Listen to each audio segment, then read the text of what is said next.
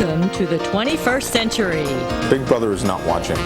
Oh no? Then how did 150 people view her personal medical files? It's such a violation. I felt like I was, some sort of a freak in a circus. How can your boss track your every move? We can put cameras in just about anything. And what about those intimate emails? It's more and more likely you're being monitored.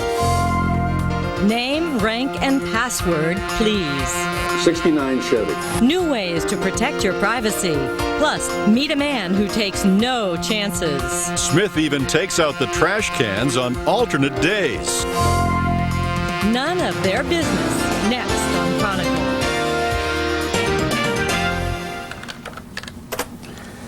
Privacy. The idea that what you do is your business and no one else's. I want to be alone. Sorry, Greta. Privacy's fast becoming a quaint, naive idea. The books you read, the clothes you wear, the pills you pop. It's all out there, being recorded somewhere, compiled in huge databases, much of it poured over and cross-referenced by marketers, employers, insurers. Few of whom have your best interests at heart. It's such a violation. I can't even begin to describe it because I can't make it stop. Perhaps no information is as sensitive as our medical record. 6 years ago, Nancy Smith, not her real name, suffered a failed pregnancy.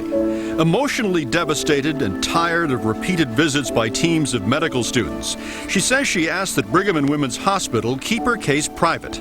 This past March, she asked for an audit trail, a list of people who'd accessed her medical records. I hadn't been there as a patient since October of 1994, and when I got the audit trail, I was absolutely horrified. It was a 6-page printout of over 150 people who have been in and out of my file.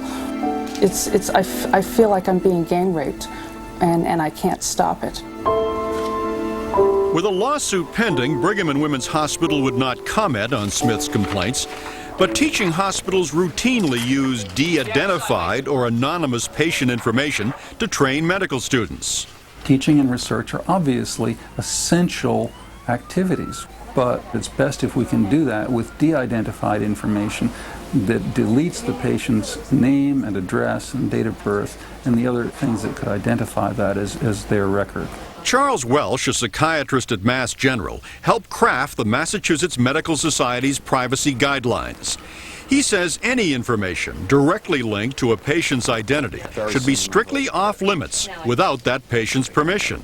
Our position is that it's the patient's information, that your medical record is yours, and nobody should be snooping in it without your consent.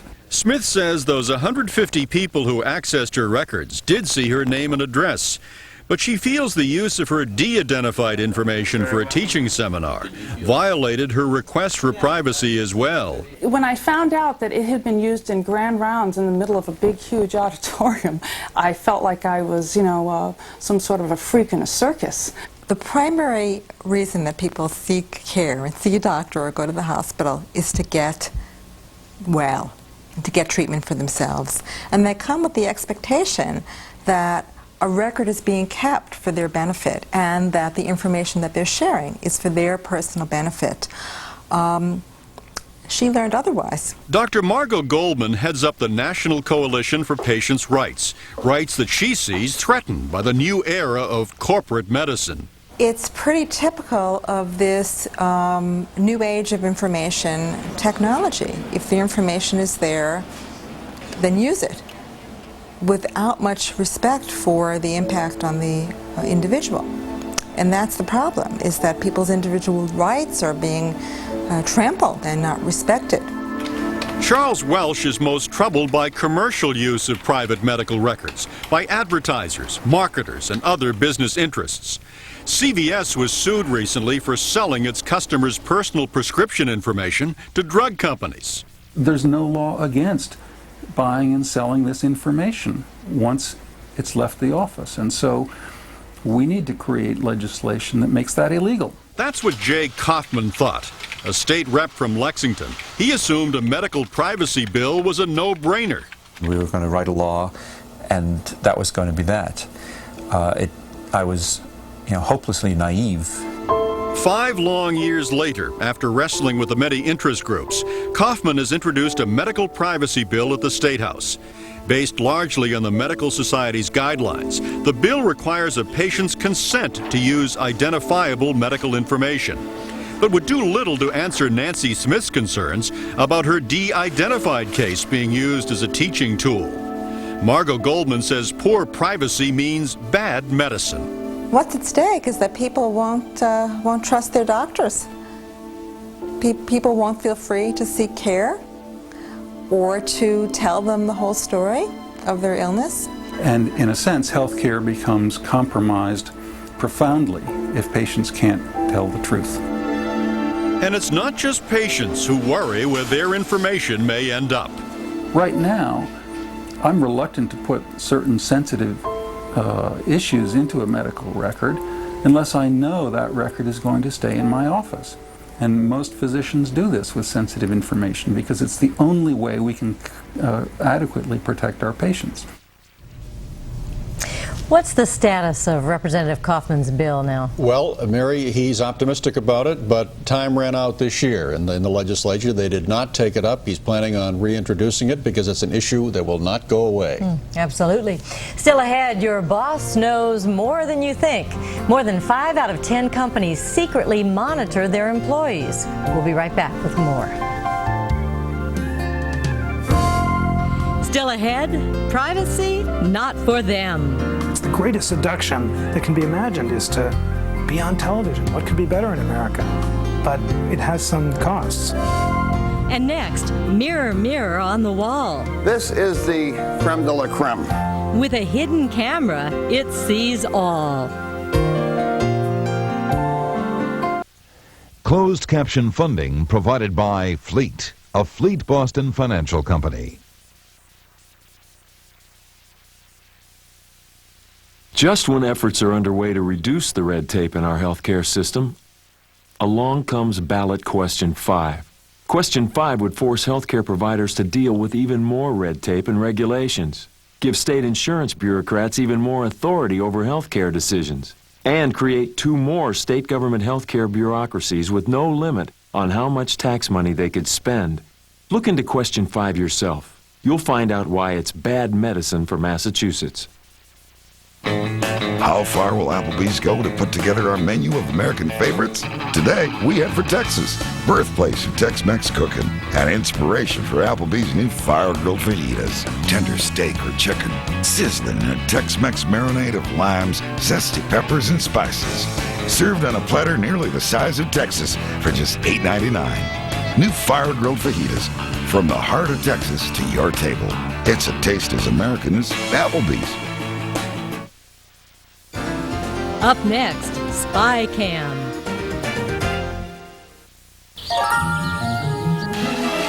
Every year, people buy 20 million Walgreens brand batteries. They purchase 6 million rolls of Walgreens film. Pick up 1 million spools of Walgreens dental floss. And go through 2 million Walgreens shaving products. Maybe that's why Walgreens aspirin is so popular. Walgreens, the brand America trusts. What kind of woods do you like? Ash, cherry, birch, pine, or maple, maybe oak? You'll find the most real woods anywhere right here in the furniture capital of New England. More than 150 gorgeous dining rooms, over 100 luxurious bedrooms, plus hundreds of home office, home entertainment, and occasional pieces on display in practically every wood and finish you can imagine. If you love wood, come shop Greater Gardner Furniture Outlets for unmatched selection and outstanding everyday outlet savings.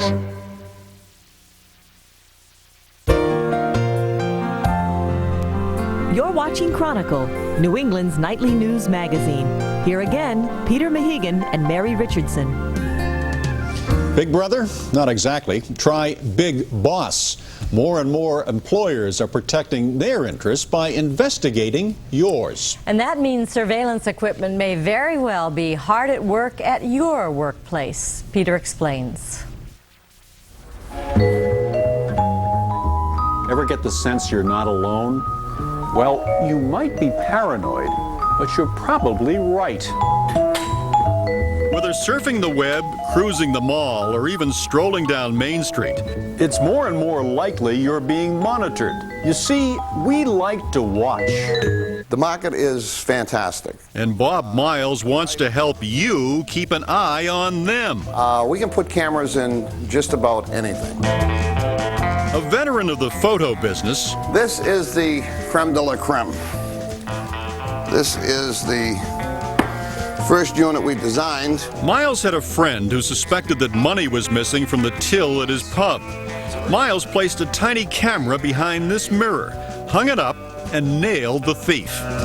Within the first 6 hours of it in operation, we solved this problem. Simple as that. Best of all, you don't have to buy to spy. For rental, this is around about $300 for a weekend. Miles' wireless devices have also been used on the home front. Negligent babysitters and drug-dealing teenagers beware. Miles isn't about to lose any sleep over privacy rights. If there's a perpetrator out there, they deserve to be caught.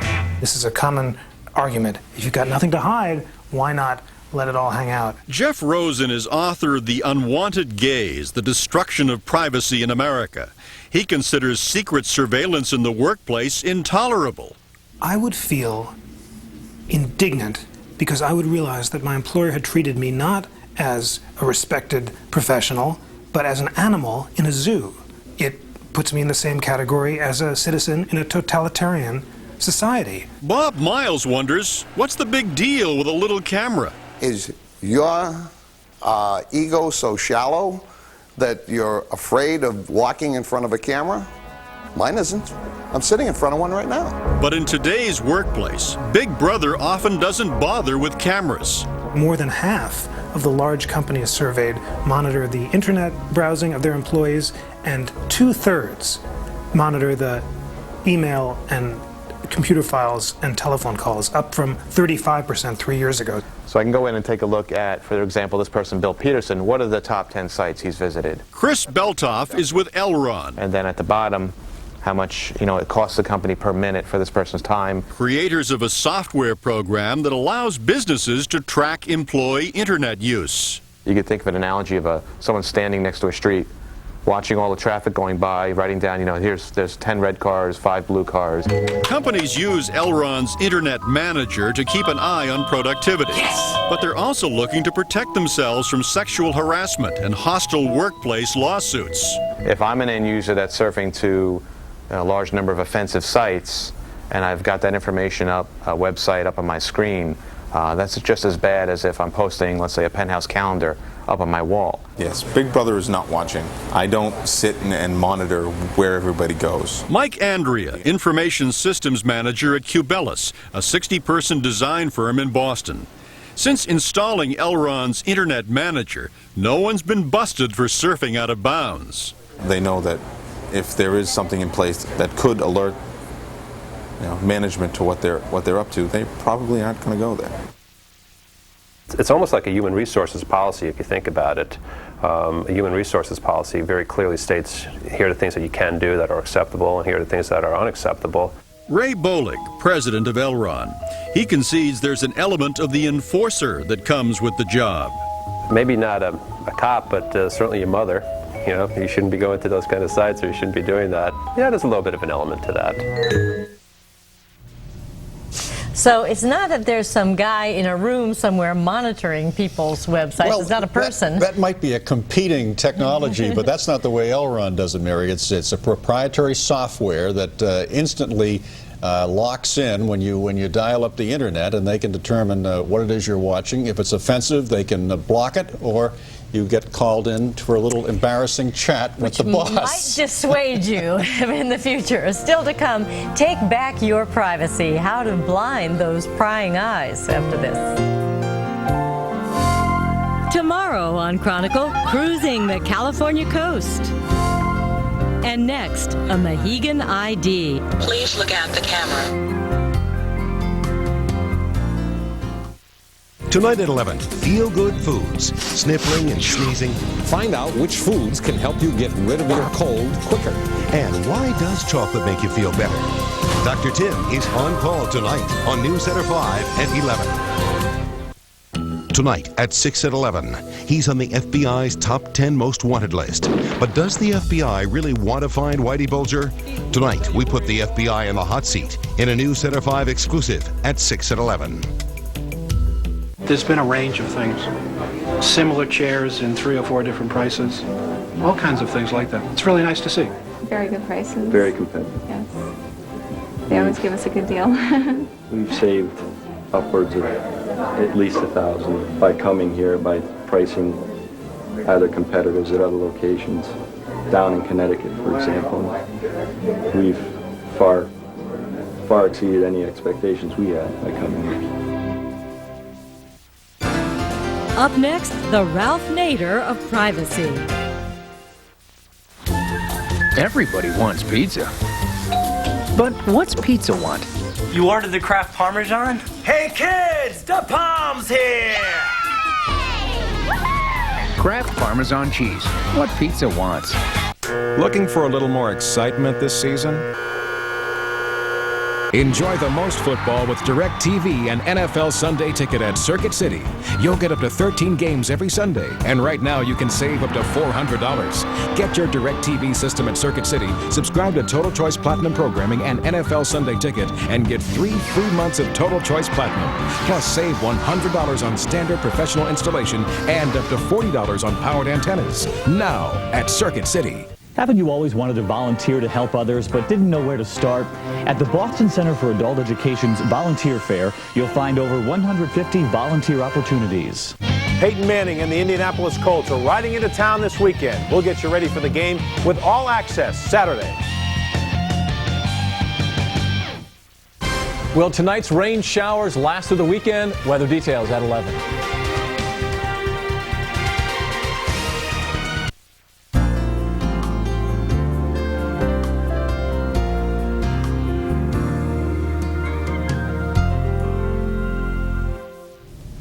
We are not powerless in this privacy morass. To a certain extent, we can control access to our personal information.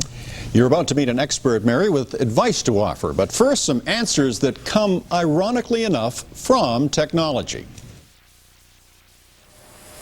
Just leave it there, huh? Yep. I could look right in there. Please look at the camera. All right. Please say your passphrase. 69 Chevy. Identity verified. That was fast. Yes. We're at Keyware, a technology company specializing in biometrics. This laptop has biometric technology embedded in it. And biometrics is the science of verifying a person through their personal characteristics like their voice, face, or fingerprint. Keyware sees itself as a defender of privacy, enhancing security, making identity theft more difficult. But there's nothing like large data banks filled with personal information to bring out the paranoids. Well, most privacy people you talk to will probably say that it is an Orwellian intrusion and ought to be fought at all costs. I happen not to think that. And no one can question Robert Smith's credentials. Privacy Journal. Sometimes called the Ralph Nader of privacy. He's published the Privacy Journal for over 25 years. To him, biometrics has great potential. I think it can enhance privacy. You know, it eliminates social security numbers, it eliminates filling out a form, it eliminates mother's maiden name and all that stuff.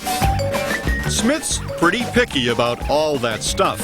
In order to keep his personal information out of huge databases and avoid the attendant intrusions of junk mail and targeting by telemarketers, Smith has some tips. Think in terms of two to protect your privacy. Think of Noah's Ark. You have 2 credit cards, one to use online, one to use offline, 2 email accounts, one for the junk and one for the serious stuff, 2 doctors perhaps, one out of town maybe for very sensitive procedures that you want, 2 trash cans where you split up any documents that have sensitive numbers on them. Smith even takes out the trash cans on alternate days. Now people would say, that guy, that's pretty paranoid and idiotic, but it's not inconvenient. It's very easy to do. And it is not unusual in my neighborhood and in most neighborhoods for people to go through the trash the night before just looking for valuables. The free float of personal information can lead to consequences far more serious than junk mail and unwanted phone calls. Smith points to the case of Amy Boyer in New Hampshire, stalked and murdered by a man using information picked up on the internet. Who would have anticipated 10 years ago that it would be possible through some screen in your bedroom to find out a map that pinpoints the residence of somebody you don't even know? And now comes the most profoundly personal map of all, the human genome. There's a great deal of concern about discrimination in the workplace, and then there's a great deal of concern about discrimination in health insurance. Sheila Dechter is with the American Jewish Congress. She helped craft the genetic privacy bill signed recently by the governor. And we're at a point where the question of whether or not we're helping or harming people by doing some of these early tests is not yet clear. And it's also not clear, if we desire privacy so much, what our pop culture is telling us. Certainly voyeurism and exhibitionism seem to be carrying the day 24/7. You used to have to behave well to get a good reputation. Now you just have to be on television, as I am here promoting my book.